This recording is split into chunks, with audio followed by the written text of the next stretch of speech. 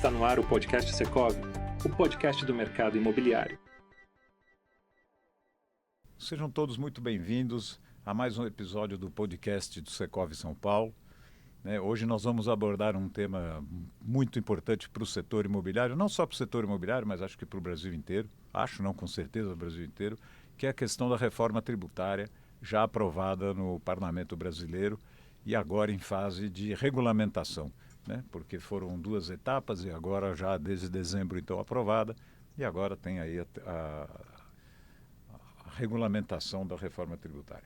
Para esse bate-papo desse tema tão importante para o Brasil e para o setor, por óbvio, a gente chamou aqui 3 pessoas, 2 especialistas e um empresário, vice-presidente do Secovi e também presidente da Elo, para a gente bater um papo sobre a reforma tributária. Eu vou começar apresentando aqui os nossos convidados. Primeiro o Caio Portugal, que é presidente da Elo, Associação de Empresas de Loteamento e Desenvolvimento Urbano, uma entidade nacional, e também vice-presidente do Secovi São Paulo. Ricardo Lacaz, advogado, membro do Conselho Jurídico do Secovi, sócio do escritório Lacaz Martins, Pereira Neto, Gurevitch e Chueire Advogados. Também, junto com a gente, o Rodrigo Dias, membro do Conselho Jurídico do Secovi São Paulo e sócio fundador do VBD Advogados. Tanto o Ricardo Lacaz quanto o Rodrigo Dias são os advogados que nos assessoraram, os tributaristas que nos assessoraram mais de perto, as entidades, o Secovi, a Elo, a Sebic, o Sinduscom, a Abrainc, nessa trajetória toda da questão da reforma tributária. Primeiramente, eu vou começar com você, Caio, porque nós vamos abordar um pouco o lado institucional e algumas conquistas do setor. Antes de a gente entrar mais assim no ponto jurídico, vamos dizer assim, do tema, porque é um tema jurídico, mas tem um tema empresarial de impacto muito grande. Eu queria que você falasse para nós um pouquinho, em rápidas palavras, claro, um pouco desse cenário da reforma tributária e como as entidades, diante do problema, se organizaram e começaram esse trabalho que durou aí muitos anos, você pode contar um pouquinho, e depois a gente vai no detalhe de cada uma delas. Então, e também se você pudesse contextualizar um pouquinho a questão da reforma tributária e o setor imobiliário. Então, Caio, por favor, vamos começar com você. Bom, antes de mais nada, obrigado por estar participando, especialmente com os 2 amigos aqui, com o Ricardo, o Rodrigo e você também, Eli, mas sem os 2 aqui a gente não conseguiria sobreviver nessa intempérie que foi essa reforma dos tributos sobre consumo. A verdade é que o Secovi, como a Elo e outras entidades, desde 2017 veio monitorando, com alguma preocupação, como é que ia ser tramitado os projetos que existiam à época. A gente pode lembrar que em 2018 a gente tinha 2 PECs, a 45 e a 110, que versavam justamente sobre a reforma dos impostos sobre consumo. E a gente já percebeu naquela época, o Secovi principalmente, convidando já um dos mentores intelectuais, o Bernardo Api, que depois veio a ser o secretário especial da reforma tributária neste atual governo. Então, preocupados com isso, o setor, de alguma forma, foi primeiro entender como essa nova forma de tributação poderiam estar atingindo o setor imobiliário de uma forma geral. E, para tanto, a gente procurou, primeiro, entender como é que os outros países tratavam o mercado imobiliário nos impostos sobre consumo. Então, o primeiro trabalho, acho que a gente fez já ainda em 2017, 2018, foi contratar alguns estudos para ver como os outros países onde se adotava o imposto sobre o valor agregado, como tratavam para o mercado imobiliário. E a gente tinha nesses outros países ou a opcionalidade, que era o desejo inicial nosso, ou uma alíquota diferenciada, que era, vamos dizer, a segunda opção. E desde lá, a gente veio acompanhando dentro do Congresso, lembrando que essa reforma tributária, ainda que tenha sido, vamos dizer, dado maior atenção nesse atual governo federal, o fato é que era uma reforma que veio do interesse da sociedade. É uma discussão de há muito tempo, a busca de uma reforma tributária que mexesse com a estrutura dos impostos sobre consumo, mas o fato é que ela nasceu no parlamento. O parlamento é que teve vontade de implementar essa reforma. No governo federal anterior, ela acabou andando, mas sem lograr êxito, vamos dizer assim, E já neste atual governo, então a partir já de 2023, a gente percebe um esforço grande do governo, tanto que o Ministério da Fazenda criou uma secretaria especial da reforma tributária e trouxe para ela o Bernard Api, que é um grande estudioso do tema, dentro do Centro de Cidadania Fiscal, dentro da FGV. E que até já tinha trabalhado na concepção original dela, né? Original desse projeto, né? De lá, a nossa primeira preocupação foi justamente, ainda em sede da proposta de emenda constitucional que ia extinguir, né? Depois o Rodrigo, o Ricardo vão poder falar melhor sobre isso, né? Mas estavam extinguindo alguns impostos e criando os novos impostos. Então, o primeiro papel que a gente teve foi, primeiro, garantir um tratamento específico ao setor imobiliário e da construção, como outras legislações o tratam, porque nós não somos nem indústria, nem comércio. É uma simbiose disso, né? Falando exclusivamente de incorporação e loteamento, né? Eles têm mais ou menos esse formato. E ainda que a gente tenha algumas outras atividades que são eminentemente prestadores de serviço, como a administração condominial, intermediação imobiliária, fato é que o mercado imobiliário ele atua como um ecossistema, né? Então, trazendo a analogia da biologia, ele tem que funcionar de alguma forma concatenado sob pena de você gerar disfuncionalidade sobre o setor como um todo. É uma cadeia muito grande, né? É uma cadeia muito grande. São quase que 93, 94 setores envolvidos dentro da indústria imobiliária. Então, por aí você vê que a gente tinha que trabalhar realmente na busca de ter um tratamento específico, não um tratamento privilegiado, como a gente sempre disse, mas um tratamento específico. Em sede da PEC, né, foi uma tramitação grande, né, no ano de 2023, um esforço muito grande de todos, especialmente dos que estão aqui, mas de outros atores também. A gente conseguiu levar, né, como um tratamento específico para toda a atividade imobiliária, nas suas mais vertentes possíveis que existam. E já em 2024, né, começou de fato a articulação da lei complementar que viria a regulamentar a PEC. E aí, de fato, a gente teria o direito, vamos dizer, material aplicado sobre as nossas atividades. E aí que começou a grande discussão. E para essa atuação em 2024, a gente se valeu não só dos trabalhos econométricos, né, e contábeis, né, estudando primeiro o impacto no micro, né, ou seja, pegando a própria atuação dessas empresas na área de incorporação, loteamento e outras, vendo como que seria o impacto dessa nova cadeia de tributação sobre sua atividade, tanto no que se refere ao aumento da complexidade, mas tentando entender a carga tributária que já existe, que é o que a gente chama de uma forma residual, porque nas nossas atividades, os impostos que incidem diretamente na nossa receita são a PIS e a COFINS, que agora vão virar a contribuição sobre bens e serviços. E no caso do ICMS e do ISS, são impostos que atuam de forma indireta dentro, né, do que são insumos da nossa produção. E aí a gente tem o chamado resíduo tributário, quer dizer, é o impacto que você vai ter na tua tributação, ele vem de uma forma residual porque ele vira, dentro do seu custo de mercadoria vendida, ele vai ter um percentual lá deste custo que ele vem do ICMS e ISS que incidem sobre essa cadeia de produção. Com isso a gente conseguiu, primeiro, dinamizar uma ideia de tributos incidentes, para que a gente conseguisse garantir uma lógica de uma equação de neutralidade. E aí, pela forma como foi feita a lei complementar, né, como o próprio governo federal a idealizou, e aí sim é o governo federal, porque é ele que propôs uma regra de regulamentação da PEC, né, e aí não é o Congresso, veio do governo federal, trouxe alguns elementos que geraram um trabalho enorme da nossa parte de conseguir fazer uma articulação e o que a gente chamou aqui de diminuir os eventuais danos de aumento de carga tributária. Né? É importante lembrar que é um trabalho de ano inteiro, né? Ano inteiro. Foi um trabalho de ele começou mãos, já, ano inteiro. ele já começou logo já lá em janeiro, fevereiro, né? Onde o governo criou um grupo de trabalho para criar a regulamentação.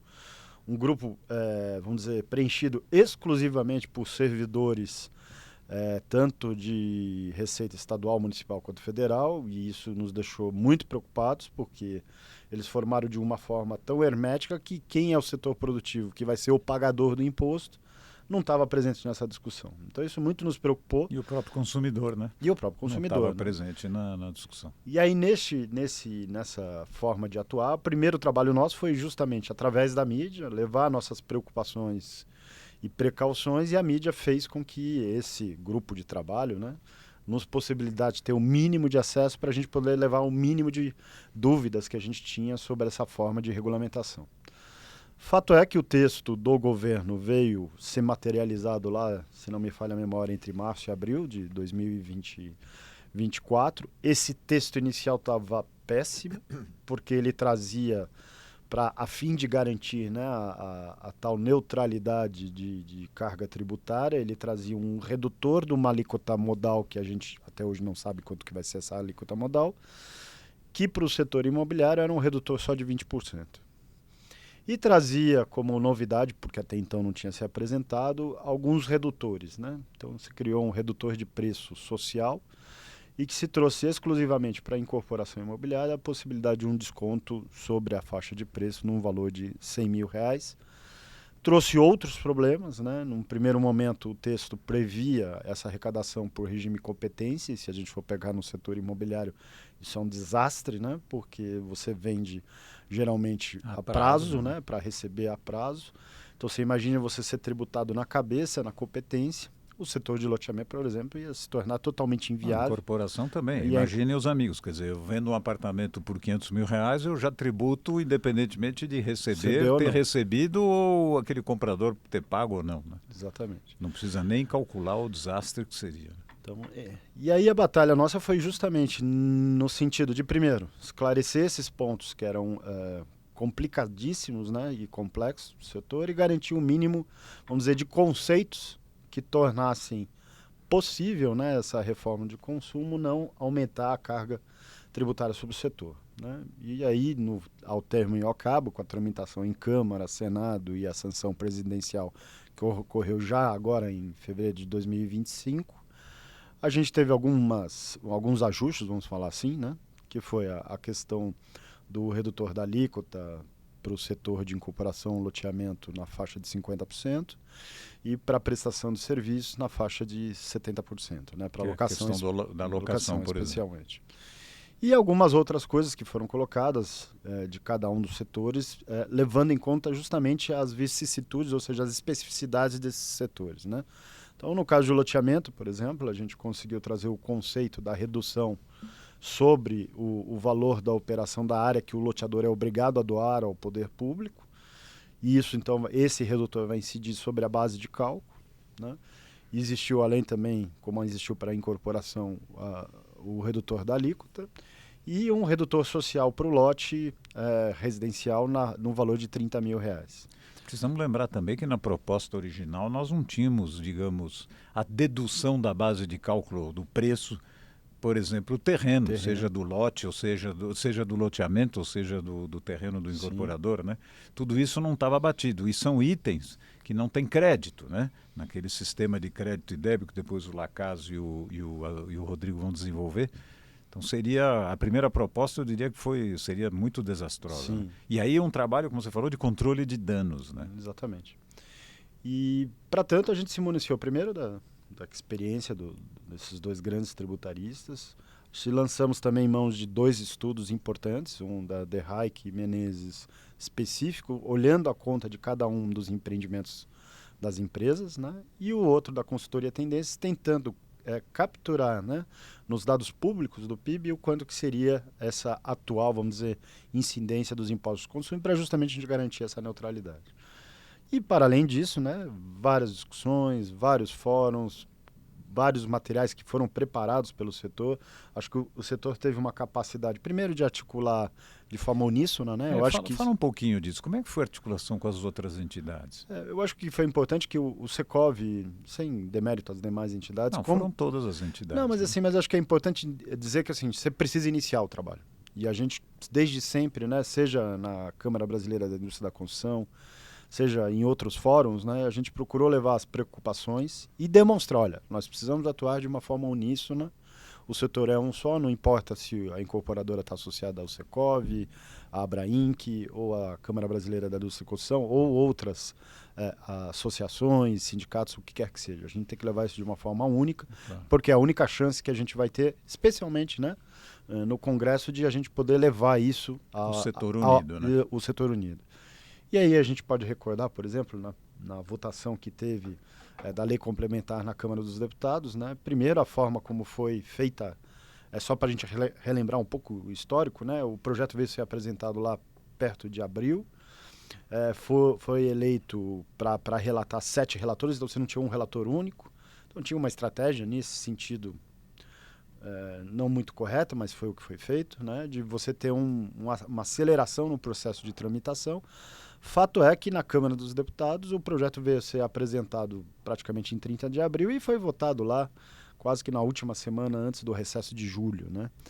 E neste momento pouco espaço existiu para apresentação de substitutivos, de emendas, e aí a gente teve um trabalho muito grande, não só no próprio Executivo, junto à própria Secretaria Especial da Reforma Tributária, que elogiou muito o trabalho que foi feito pelo setor, porque o setor atuou de uma forma a não demonizar, né, muito pelo contrário, a contribuir efetivamente pelo aperfeiçoamento do projeto. Né? Importante. E eu acho que isso que nos galgou a possibilidade de ter enxergado por parte do Congresso e também do Executivo como um ator importante que estava atrapalhando no sentido do aperfeiçoamento. Né? No Senado foi a mesma coisa, só que diferentemente da Câmara, no Senado foi designado o relator, o senador Eduardo Braga, que também nos recepcionou muito bem lá em final de julho, começo de agosto. Também teve a possibilidade de nos ouvir, teve a possibilidade de a gente levar as nossas preocupações. Mas fato é que também no Senado houve uma tramitação rápida, depois voltou à Câmara novamente, e na Câmara houve a necessidade de alguns aperfeiçoamentos. E aí é importante entender que o setor atuou de uma forma intensa, com uma preocupação quase que de plantão, né? Tanto assim que a última discussão foi no dia 17 de dezembro, né? Acho que a gente lembra. Aprovado, 17 foi o dia 17 de dezembro, e onde a gente ainda no dia 17 corrigiu alguns detalhes de redação que podiam pôr a perder todos os conceitos que estavam criados, né?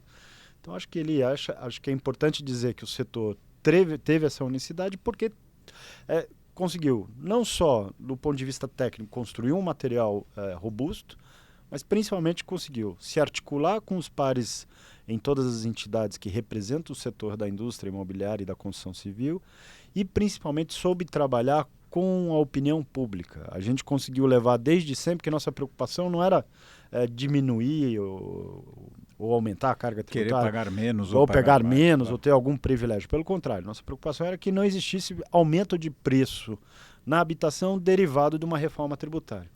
Que, aliás, isso a gente ainda tem dúvidas, né? Se a gente vai conseguir, de fato, conseguir isso, porque tem uma questão dos preços relativos que impactam ao setor, e esses preços relativos, infelizmente, são de indústrias oligopolizadas. Então, se a gente for citar aço, concreto, a parte de petróleo, né, por exemplo, os derivados do petróleo, todos eles têm uma certa concentração industrial que vão afetar o nosso setor, e aí é o nosso papel, né, de estar acompanhando agora as regulamentações, que acho que vão ser uma outra batalha muito grande, porque nas regulamentações eventualmente se perde o conceito que foi aprovado na lei complementar, né? Sem contar a outra lei complementar que está em discussão, que é do Comitê Arrecadador também, que tem muitas dúvidas de como vai ser o mecanismo de arrecadação, de crédito e débito, enfim. Há ainda muita dúvida e a agenda da implementação da reforma é para agora. Então, esse que é a grande discussão. É o desafio. Exatamente. Você tem razão. E, na verdade, você começou dizendo, né, que nós começamos, as entidades, um trabalho de controle de danos.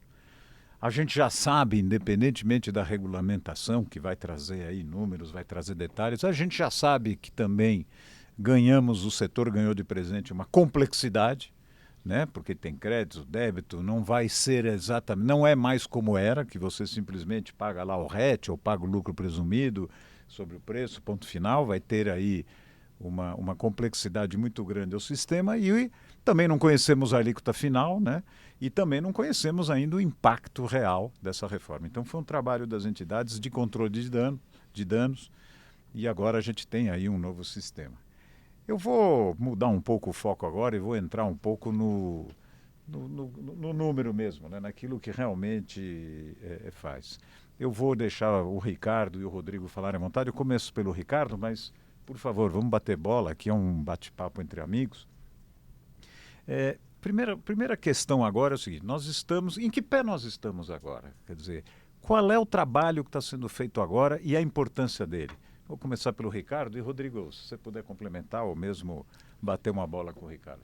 Por favor, Ricardo. Bom, primeiro, prazer estar com vocês. Queria parabenizar o Secov pela toda essa interlocução que foi feita com o governo federal, a gente que estava ali participando e dando apoio. A gente viu o trabalho hercúleo de vocês, não só vocês, de todas as entidades, de todas as né? entidades, Foi brilhante o trabalho para realmente minimizar um pouco alguns prejuízos que invariavelmente a gente teria partindo da premissa daquela primeira regulamentação, como o Caio muito bem mencionou, foi explicado o setor, porque a gente também olha um pouco a Secretaria Especial de Reforma Tributária, não dá para conhecer tudo de tudo.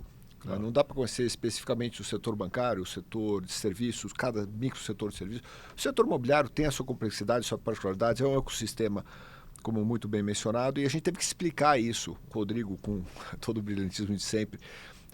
A gente teve que explicar isso para o setor, para que ele entendesse o setor, então essa interlocução foi muito positiva, como você mencionou mesmo, Eli. O setor foi muito elogiado pela forma direta e ética que se tratou do tema e conseguiu, acho que resultou num sistema que não ficou tão ruim ou não ficou tão ruim comparativamente ao que poderia ser. Como se apresentava no início. O que eu queria destacar, até pegando o final da conversa do Caio, esse sistema ficou muito mais complexo. Né? O setor ele convivia com um sistema cumulativo e muito simples para o empresário, para o pequeno incorporador, para o pequeno loteador, para o proprietário de imóvel, de loteamento e mesmo ali para o prestador de serviço condominial, administração de locação de outros serviços correlacionados, corretores.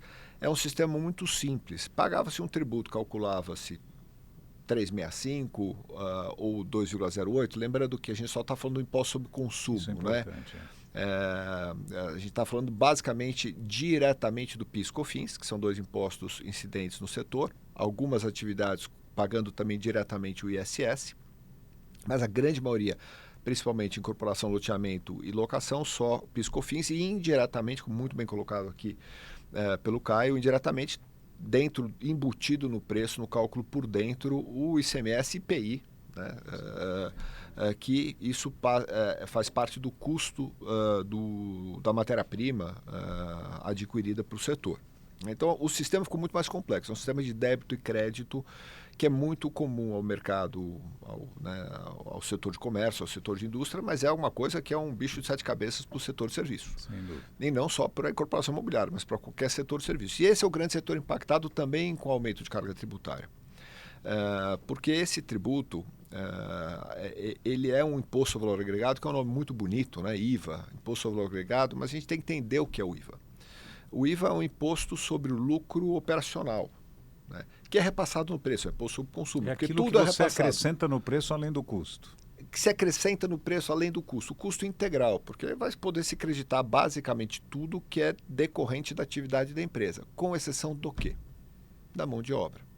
Então, se a gente falar o português bem claro, este é um imposto sobre o valor agregado, o lucro operacional, mais mão de obra. É um novo imposto sobre a mão de obra. Sem dúvida. Então, a mão de obra ela vai ser mais... Um setor de mão de obra intensiva, diga-se de passagem. Né? Mais impactada. Então, o empresário, infelizmente, vai fazer uma conta. Olha, para eu contratar um funcionário que já me custa o INSS, já me custa o FGTS, eu já tenho a questão, obviamente, trabalhista, que não é objeto da reforma, mas eu tenho tributos que incidem sobre a contratação, eu vou ter que saber que aquele funcionário que vai me gerar um valor agregado, que ele compõe uma parte do meu resultado, ele não pode ser dedutível.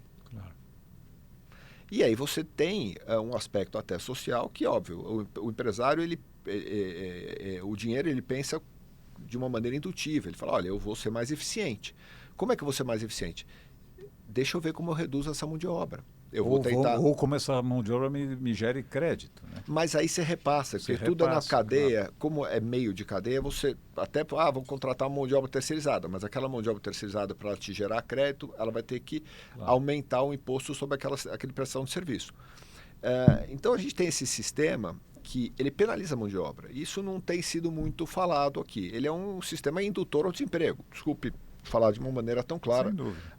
Mas assim, ele é um indutor do desemprego. Um indutor, até se a gente olhar pelo lado positivo, né, Rodrigo? É a mecanização, a inovação, a você falar como é que eu posso produzir a mesma coisa com menos impacto de mão de obra e talvez comprando. Então, eu vou dar um exemplo muito simples. Se eu sou uma empresa de prestação de serviço de administração, eu tenho lá meus funcionários fazendo a gestão de condomínios e tenho lá X funcionários que fazem a contabilidade, que fazem... Se eu conseguir substituir aqueles funcionários por um sistema, AI ou não, um sistema mais eficiente, o custo daquele sistema me gera crédito.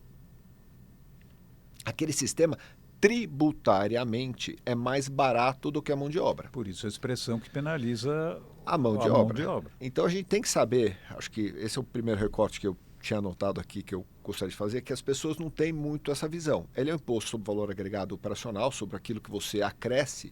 Se eu comprei algo por 10 e vendi por 15, esse é o meu valor agregado, olhando uma operação, obviamente, simples.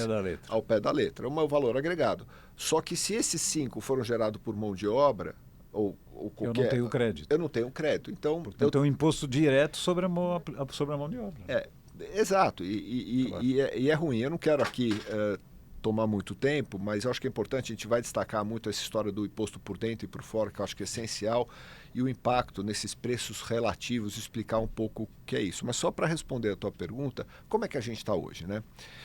Hoje parece, as pessoas acham que essa reforma ela ainda é algo muito futuro. Não, é um futuro muito próximo.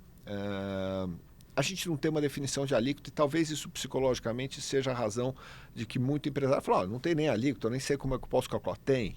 A gente tem uma alíquota mínima, que é a tal da alíquota modal de 26,5%, e depois a gente tem cálculos estimados do governo, falando em 28,5%, 29%. Tem alguns especialistas que falam superior a 30%, 33%. Mas se você tem ali algo em torno de 26 a 29, 26,5 a 29%, que é bastante razoável se trabalhar com esses números. O que a gente está vendo é que muita empresa não tem feito o cálculo de como é que vai ser a sua atividade com a reforma. E precisa ser feito isso. Porque a reforma ela passa a vigorar, ou ela entra já em operação no dia 1º de janeiro do ano que vem. Daqui a 7 meses. Com uma alíquota teste, né? A gente brinca, você gosta de futebol? Ele não gosta de futebol, isso é mentira. E ele é São Paulino. Eu gosto do Corinthians. Destacar que não é futebol. Mas ele gosta de futebol, é um grande amistoso, estádio cheio, juiz com VAR, com tudo, assim, só que não vale. Mas todo mundo vai jogar o jogo. E a gente até teve uma notícia recente, 2 semanas atrás, da Receita Federal, você tem uma alíquota teste de 1%, mas essa alíquota teste nem vai precisar ser paga. Se você tiver o documento fiscal, imóvel vai ter nota fiscal, locação vai ter nota fiscal. Se tiver um documento fiscal, portanto, a nota fiscal com destaque do imposto, com o imposto, que é esse cálculo por fora, que eu vou pedir para o Rodrigo explicar, para não monopolizar, ele explica excepcionalmente bem, que o cálculo por fora, você não vai precisar nem recolher 1%, que é aquela alíquota teste. Que seria 1%, não 1% da alíquota modal, mas uma alíquota de 1% nominal. Tá. Então, isso vai começar em 1º de janeiro de 26. 1º de janeiro de 27, um terço do total da reforma começa a vigorar. O PIS e COFINS é extinto, o que a gente conhece, o 365, o 9,25, ele é extinto e é substituído pela CBS, que vai ser um terço da alíquota total do IVA, da CBS mais IBS. Então, ela entra com o pé na porta, ela entra muito elevada em 1 ano e 7 meses. E nesse caso, então, as empresas vão ter que fazer dupla contabilidade? Então, depende, né? Porque, assim, sem dúvida nenhuma, algumas outras não. Então, aquela empresa que era só sujeita ao PIS/COFINS... Ok. Não, mas digo no caso do setor imobiliário. Do setor imobiliário, sim. Se eu tenho uma empresa de locação, que ela não pagava ISS diretamente, né? E não paga ICMS e IPI, ela vai ter só a CBS naquele momento, depois vai ter o IBS, mas ela não vai ter que calcular mais PIS/COFINS, porque aqui há uma substituição de fato, é um tombamento. O que é parcial e é muito complexo, é quando a gente tem 2028, um ano de folga. Você tomar fôlego ali, realmente vai apitar o primeiro tempo, dá um tempo para a gente descansar e volta em 2029. 2029 começa gradualmente a ser extinto o ISS e o ICMS, a alíquota, a percentuais de 10% ao ano, e na mesma proporção começa a ser instituído o IBS.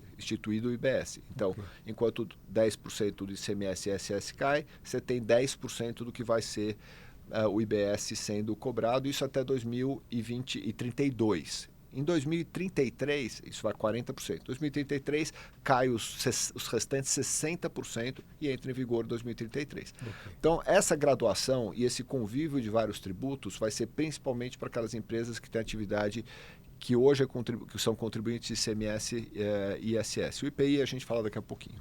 Ok. Rodrigo, por favor.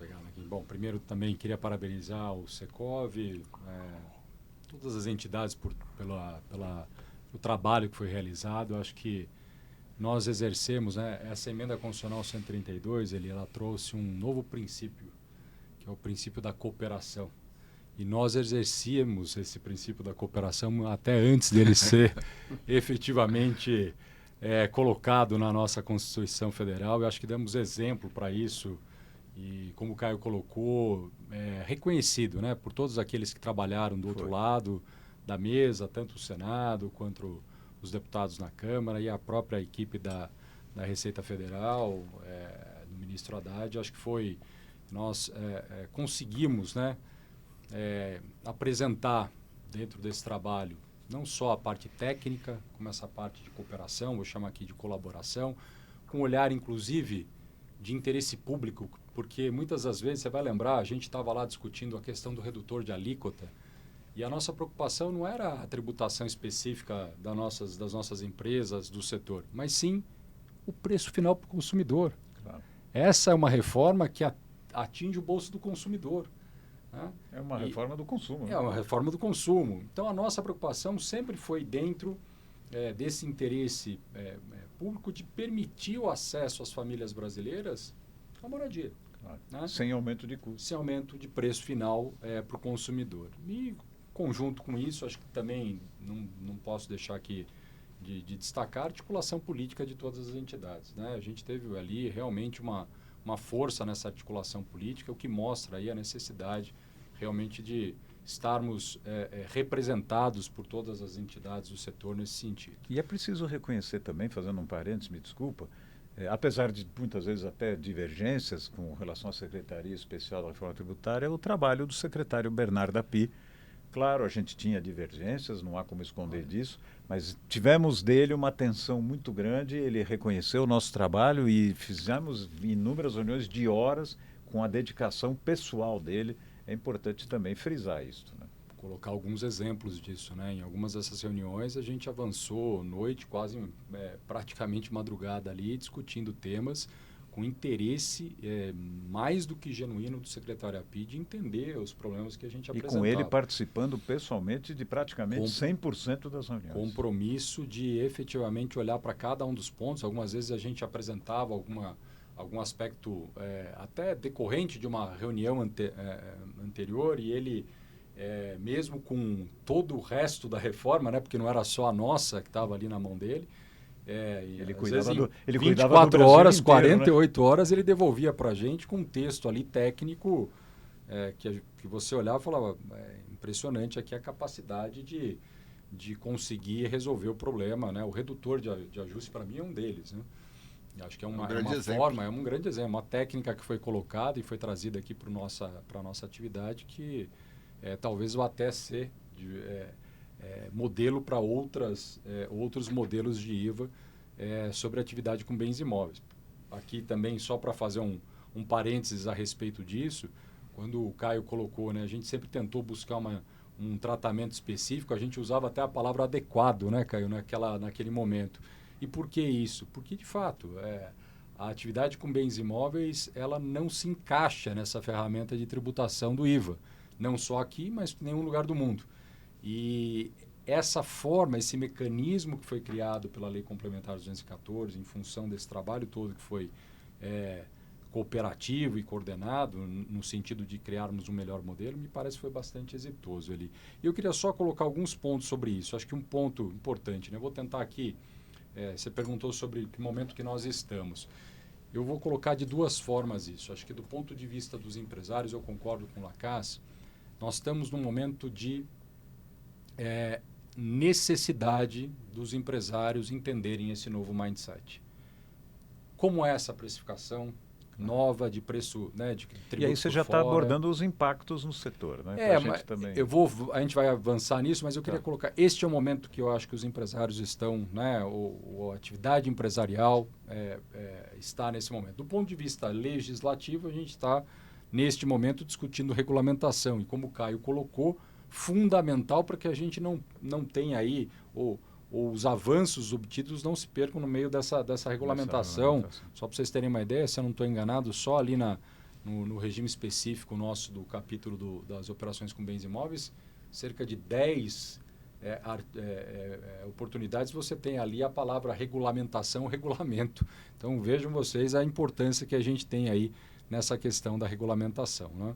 E um ponto também para falar sobre a importância dessa reforma, o Lacasco muito bem colocou, né, que essa reforma induz produtividade, ela induz industrialização, e é uma consequência lógica, né, Lacasco, de você ter, se hoje a nossa mão de obra, vamos pegar aqui um passado recente, o setor foi responsável por ativar a economia no momento da pandemia de uma maneira muito rápida, e por conta dessa capacidade de realizar, de empregabilidade, vou chamar assim, do emprego mais primário, daquele mais de simples. acesso mais simples a ser colocado. Porque é um setor de mão de obra intensiva. Então, isso... Ainda que seja menos do que já foi um dia, mas continua. E essa reforma, ela induz produtividade e, portanto, industrialização. Nós vamos ter uma transformação da nossa atividade nesse sentido. Talvez algo parecido, o campo passou por isso lá atrás, né? A gente teve uma automação do campo também.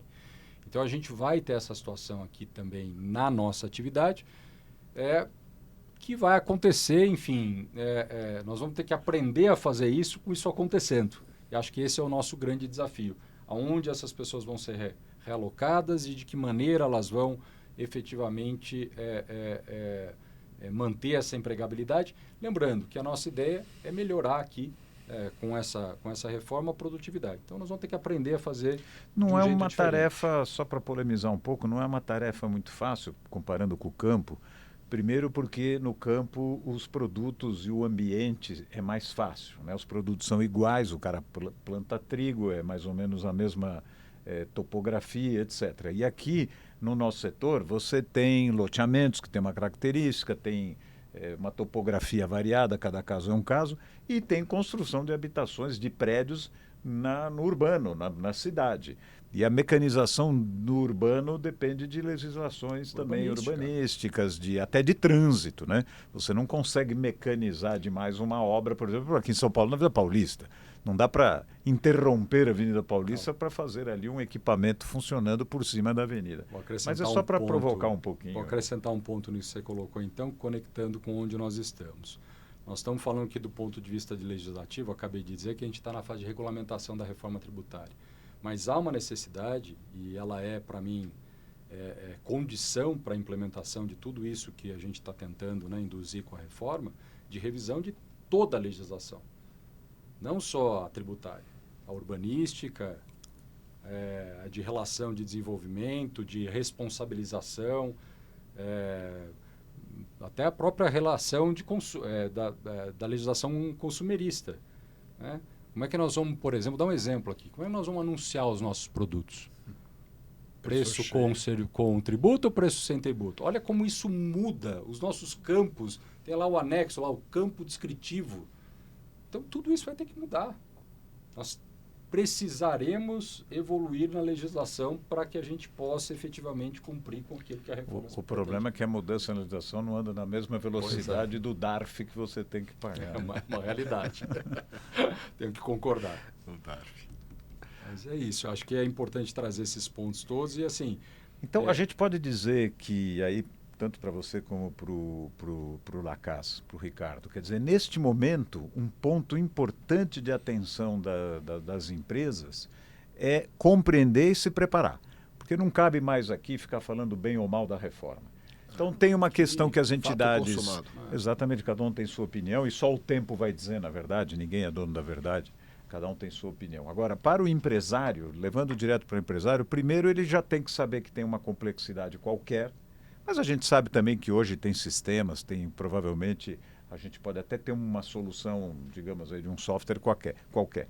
Mas as empresas, as entidades nesse momento têm que se preocupar com a regulamentação, porque regulamentar uma lei não é uma tarefa simples, né? O jurídico no Brasil, o direito no Brasil é complexo, acho que no mundo todo. A língua portuguesa é complexa, então muitas vezes o que a lei diz numa regulamentação, uma vírgula muda o sentido, então tem uma complexidade muito grande. Mas para as empresas, conhecer, né? Saber o que vai enfrentar e se preparar para. Isso é fundamental para o empresário. O secretário né? Api trouxe isso, né? Numa entrevista uns 30 dias atrás, ele falou a respeito disso, que a necessidade das empresas já adaptarem seus contratos à reforma tributária. Elas já precisam fazer isso. Já precisa. Então, isso já foi colocado pelo secretário Api e acho que é um ponto importante, porque como o Lacasse colocou, a reforma começa a gerar seus efeitos a partir do ano que vem. Uma alíquota teste, é verdade, mas eu preciso cumprir com as obrigações acessórias. E uma delas é, qual é o tributo? Ainda que seja um tributo de 1% compensável, que eu não vou nem ter que pagar, mas eu tenho que destacar isso nesse documento fiscal. Eu vou precisar calcular. Essa é a Então, mas obrigação acessória. explorando um pouquinho vocês dois, explorando no sentido próprio da palavra, quer dizer, qual é o conselho que se dá a um empresário hoje? Então, acho que o ponto É uma assessoria de graça que vocês vão dar não é aqui. assessoria, não. Uma consultoria de graça. Eu vou falar uma coisa que talvez seja impactante aqui, mas que a gente está vendo hoje, isso na prática. A reforma tributária já está em vigor. Parece uma frase de efeito, mas é verdade. Ela já está em vigor. A gente tem visto casos concretos no escritório. Por exemplo, a gente foi fazer um contrato de um prédio muito, muito relevante aqui em São Paulo, onde o permutante, dono do terreno, falou, olha, eu queria entender qual é o impacto, eu vou receber uma permuta financeira e o empreendimento vai ser lançado muito provavelmente em 2027, 28 ou 29, e com o VGV talvez até potencialmente depois de 2033, empreendimento muito grande aqui na cidade de São Paulo, dos maiores que eu já vi. Então, olha, eu quero entender qual vai ser o valor que eu vou receber na minha permuta, porque se eu tiver uma tributação elevada no recebimento da minha permuta, eu vou pedir mais percentual para o incorporador. Então, no contrato, ele já quer precificar, ele já quer entender qual vai ser a receita dele para saber qual vai ser o tributo incidente sobre o valor, para saber qual a permuta, o percentual de permuta ele vai negociar com o incorporador, se vai ser 28% ou vai ser 30% do VGV. Hoje, outro exemplo que está valendo hoje, eu tenho um imóvel que eu vou fazer um retrofit. Eu estou planejando fazer um retrofit comercial. Muito na moda hoje em dia. Muito. Assim, São Paulo. Recuperação do centro, recuperação de prédios. Né? Não só no centro, até nos jardins. Dos residenciais. Claro. Bom, exemplos que todos vocês conhecem. Aqui, principalmente em São Paulo, né? Você tem essa... Nós estamos vendo demolições de prédios antigos. Inteiros. Você demole, e não no centro, em qualquer região de São Paulo. Exato. Então, vale mais a pena eu fazer isso antes ou depois da reforma? Fácil para responder. Joga minha obra agora ou depois? Não, jogo minha obra agora ou depois. Não, mas o time, eu tenho como... A reforma está aí.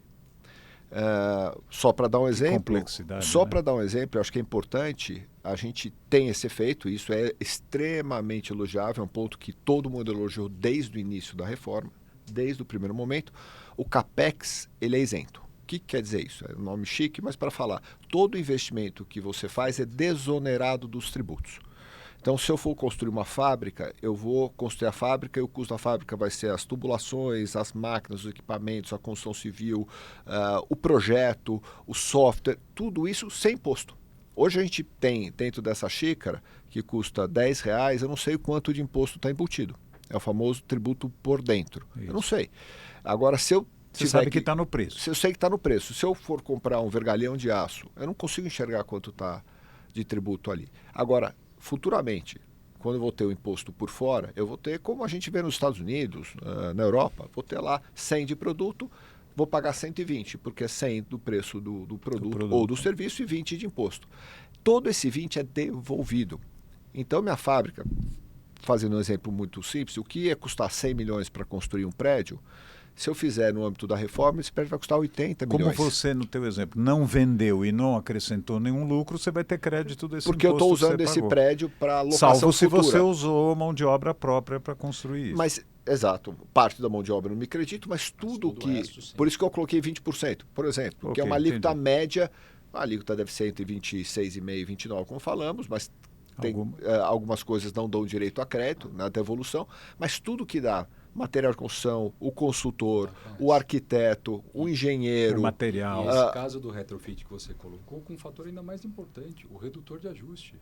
Porque se você comprou Sem dúvida. um imóvel que já tem uma obra ali em cima, muito provavelmente o custo deste imóvel para você colocar, ele deve ter um redutor de ajuste bastante importante para essa Maior. operação. Maior do que normalmente não tem. Explica o redutor de ajuste, Rodrigo, por favor. Só Que para é colocar o importante. que a gente está trazendo aqui. Porque essa tributação nova, né, a forma da gente realizar a tributação, comparada com hoje. Hoje a gente tem ali a receita bruta e a gente aplica, colocar aqui o RET nosso lá, e como o Lacasse colocou, só olhando para dentro ali do RET de 4%, 2,08 é PIS e COFINS.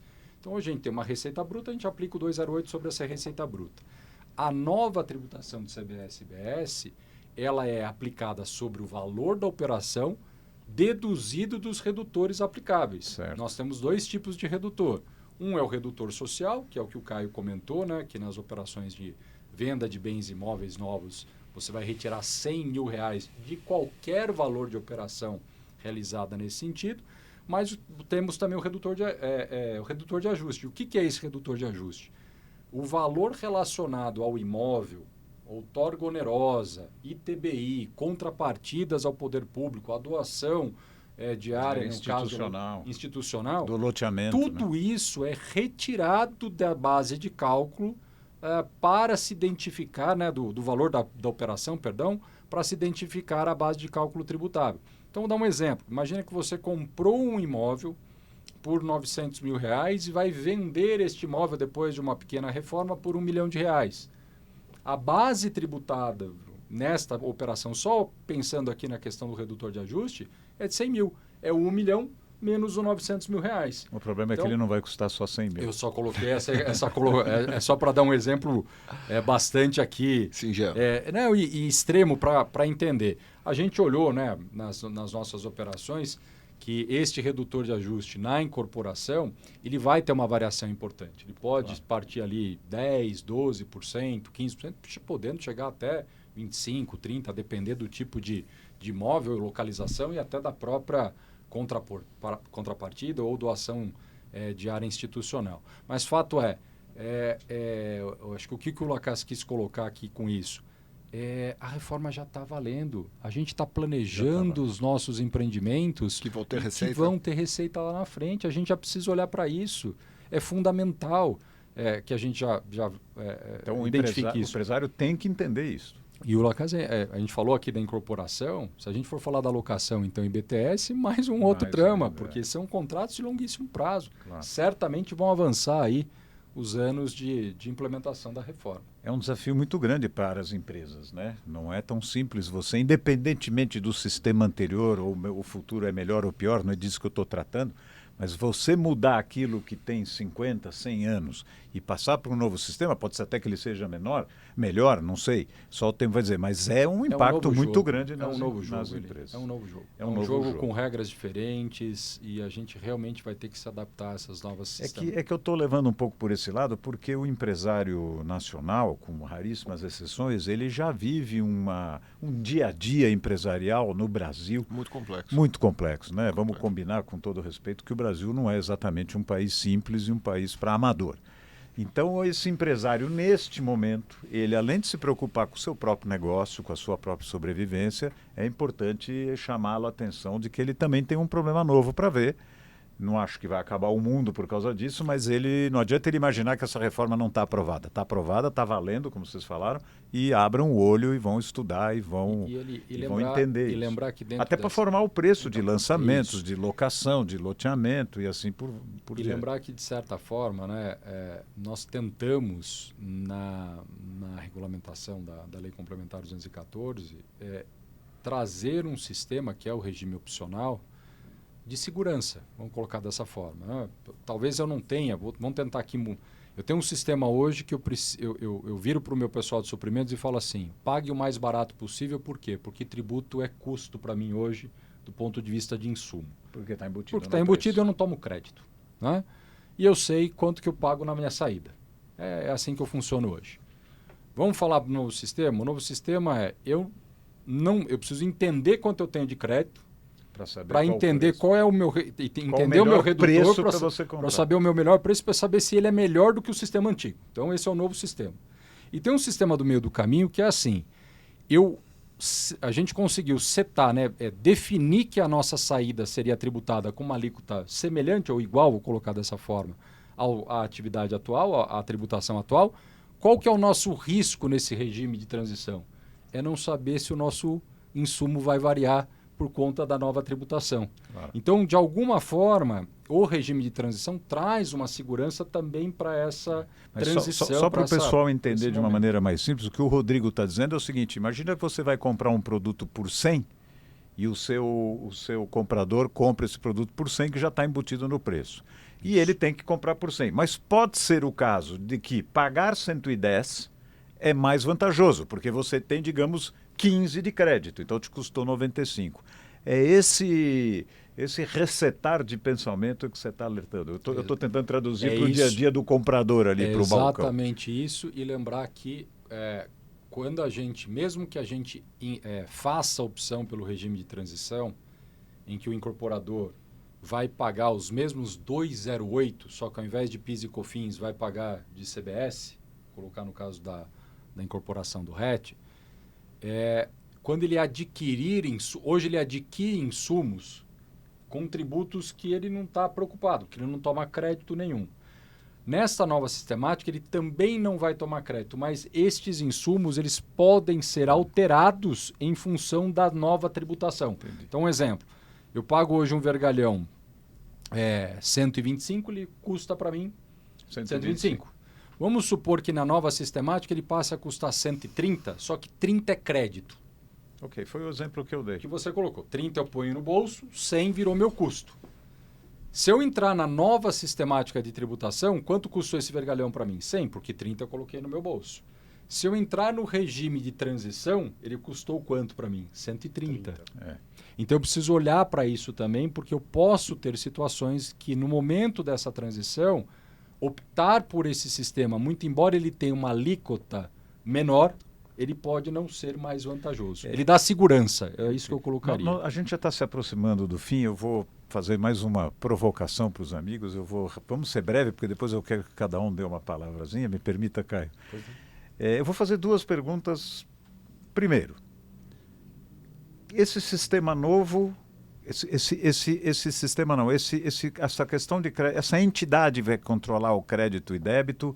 Quem vai ser? Quem vai controlar? Quem compõe esta entidade? Primeira pergunta. E a segunda pergunta: e se o meu fornecedor não pagar o imposto que ele devia? Se vocês puderem ser breves nessas duas respostas, se é que tem resposta. Eu fico com a primeira, o Rodrigo ficou com a segunda. Então, tudo bem? Bom. E depois nós vamos aqui para as palavras finais. Então, talvez tenha uma boa notícia, e a gente pode falar isso porque é público e foram representantes formais da Receita Federal que vieram. A Receita Federal, apesar de ser um órgão do governo federal, ela assumiu a parte de processamento de dados, uma liderança na parte de processamento de dados e de formação do software ou das obrigações acessórias que vão ser necessárias para a implementação do sistema. É um sistema que parece simples, ele tem uma simplicidade. Então, imagine uma nota fiscal com destaque do imposto. Então, tudo aquilo que você compra com destaque do imposto, você tem uma nota fiscal que você consegue identificar o que é preço e o que é o imposto. Okay. Aquele exemplo do 100 com 120. É o chamado do imposto imposto calculado por fora. Perfeito. Não tem mais nenhum tributo por dentro. Então, tem o preço da mercadoria e do serviço e o imposto por fora. É fácil de enxergar o imposto, o quanto de imposto você está pagando na aquisição daquele bem ou do serviço. O sistema, supostamente, vai ter um ROC, que é um número específico da operação do consumo, né? Registro de operação de consumo, essa sigla. Então, você vai gerar um número Esse número, esse crédito, falando tecnicamente, ele vai para o sistema. Isso eu estou dizendo, mencionando que foi dito pelos técnicos da Receita Federal. Vai para o sistema da própria Receita, vinculado ao teu CNPJ. Tudo que você vender, você vai ter o teu tributação sobre o teu faturamento, com destaque do imposto da mesma forma, uma nota fiscal emitida de venda. Um menos o outro é o teu valor agregado. Não é difícil calcular. Então, o que está se dizendo? Que esse sistema vai calcular automaticamente todos os seus créditos daquele mês, todos os seus débitos daquele mesmo mês e vai te gerar uma apuração automática do imposto, de acordo com a tua atividade. Numa atividade de incorporação, com 50% redutor de alíquota. Uma atividade de loteamento, 50%. Uma atividade de locação, 70% redutor de alíquota. Um profissional liberal, um arquiteto, um engenheiro, 30% de redução de alíquota e assim por diante. Vai se adequar a cada atividade pelo seu CNPJ, pelo seu código, né, pelo seu CNAE. Ela vai saber. Então, não é difícil apurar. Isso simplificaria demais a vida do contribuinte. É óbvio que todo contribuinte tem o receio de falar, mas esse cálculo está errado. O contribuinte teria que validar. O exemplo que foi dado é muito similar à declaração anual de ajuste. Essa declaração pré-preenchida, que a gente vai fazer agora até 31 de maio. 31 de maio acho que é um sábado, né? Ou domingo, mas até o último dia útil do mês de maio. Que já vem os dados preenchidos e você valida. Então, em tese, você vai poder arrecadar, esse comitê gestor, junto com a Receita Federal, vai te dar o que você tem de crédito, te dar o que você tem de débito e o montante a pagar de imposto.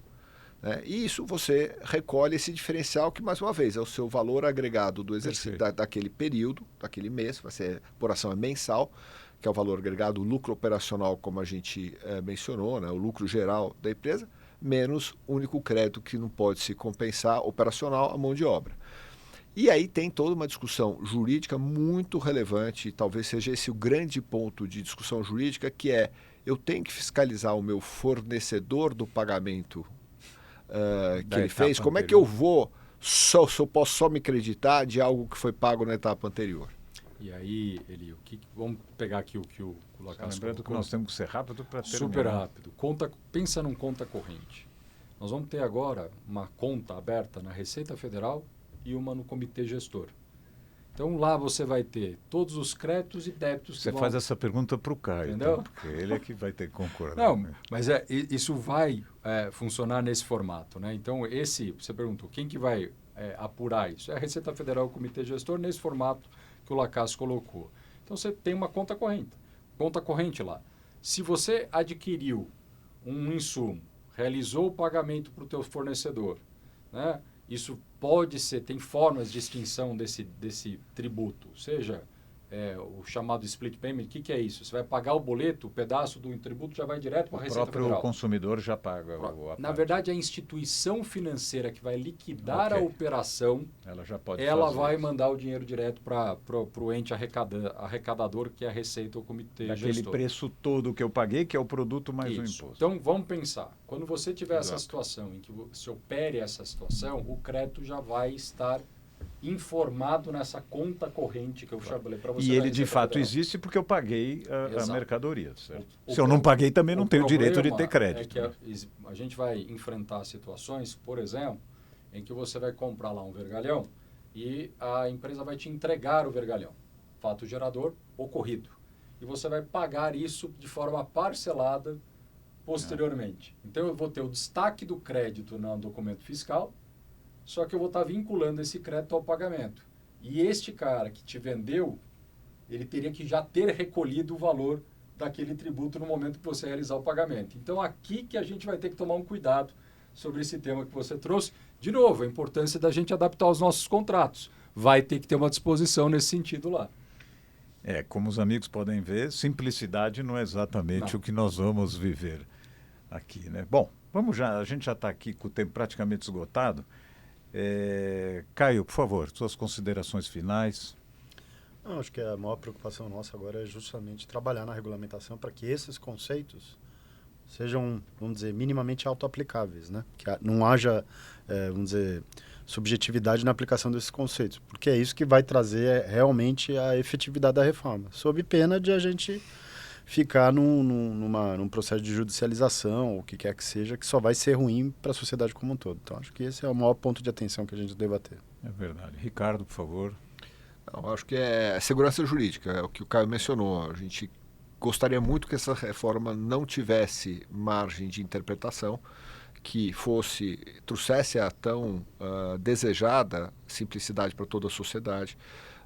É óbvio que o setor imobiliário tinha um regime mais simples, mas talvez ele seja um regime que, a despeito de uma complexidade intrínseca, porque você sai do sistema cumulativo para o sistema não cumulativo, e é intrínseca a esse sistema não cumulativo, ele possa trazer melhorias de gestão e melhorias de produção, né? Mais produtividade para o setor. Então a gente torce para que haja uma simplicidade, não haja contestação, seja um sistema claro, que traga segurança jurídica e que o empresário possa aí se dedicar realmente a melhorar os seus meios de produção e gerar uma eficiência maior no seu negócio. Agora, como toda mudança profunda, causa, evidentemente, uma complexidade inicial. Rodrigo, por favor, palavras finais. Eu vou ficar com essa questão da segurança jurídica também, lembrando que a emenda constitucional tem um dispositivo que eu acho, se eu não estou enganado, é o artigo 12, que falava sobre a necessidade da legislação criar uma segurança nos contratos em andamento. E isso não foi implementado pela Lei Complementar 214, o que significa dizer que isso foi deixado nas mãos dos particulares, dos contribuintes. Então, essa segurança jurídica ela precisa ser alcançada pela regulamentação, com clareza de aplicação, mas também pela adaptação dos documentos e dos contratos particulares. É fundamental a gente olhar para esses dois pontos para que tenhamos aí a desejada segurança jurídica. E aí, sintetizando um pouco, a gente tem uma complexidade, tem uma novidade, tem um sistema novo, tem a regulamentação e temos também que saber que quem faz negócio, seja comprando e vendendo, vai ter que também, ou alugando, vai ter que em algum momento sentar na mesa, repactuar. Então é uma mudança profunda de comportamento, você mudar o sistema tributário de um país sem entrar no mérito se para melhor ou se para pior. Mesmo que fosse 100% garantido para melhor, não fugiríamos do trabalho também de repactuar as coisas todas. Isso demanda um tempo, mas a gente sabe também que dá para fazer.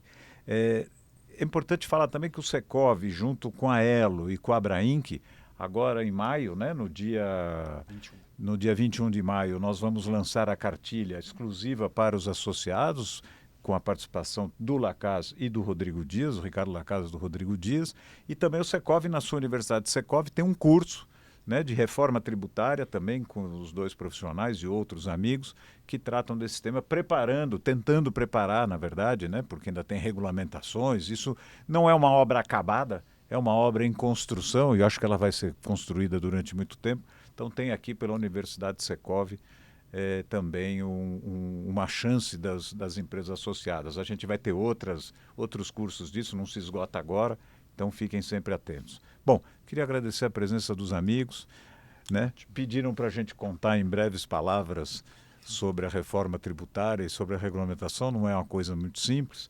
E aí eu lembro, só para encerrar, porque depois vocês podem cortar, uma vez pediram para o Albert Einstein tecer breves palavras sobre a teoria da relatividade numa palestra que ele ia dar lá numa universidade americana. E quando ele chegou nessa palestra, perguntaram para o professor, aliás, o professor perguntou, falou, quanto tempo eu tenho? E a pessoa falou, olha, o senhor tem aí 15 minutos para tecer breves palavras sobre a teoria da relatividade. Tá bom para o senhor? Ele falou, para mim basta 5 minutos, eu não preciso mais de 5 minutos para dizer. É mesmo? Que beleza. E o senhor tem mais algum pedido? Tenho. Eu preciso de 10 anos para contar uma pequena historinha antes de falar da minha coisa. Então eu agradeço a presença dos amigos, espero que com certeza a gente contribuiu ou para melhorar o entendimento ou para deixar as pessoas ainda mais preocupadas. Mas com certeza serviu para alertar os empresários de que eles precisam entender, precisam se mexer, precisam conhecer. Um abraço a todos e até a próxima. Obrigado. Muito bom.